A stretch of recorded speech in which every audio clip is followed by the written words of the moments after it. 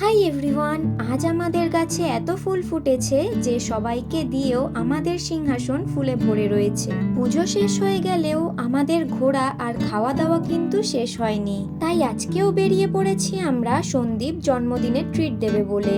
ওর birthday চলে গেছে অগাস্টেই, but ট্রিটটা এতদিনে দিচ্ছে।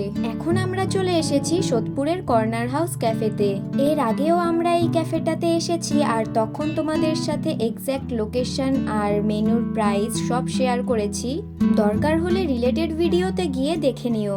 তো যাই হোক, আজকে সন্দীপ অর্ডার করেছিল drums of heaven, chilli chicken, fried rice আর পিৎজা। টেস্ট তো বেশ ভালো ছিল, বাট কোয়ান্টিটি মনে হয় পুজোর জন্য কমিয়ে দিয়েছিল, কারণ এর আগেও আমরা খেয়েছি তখন কোয়ান্টিটি এত কম ছিল না।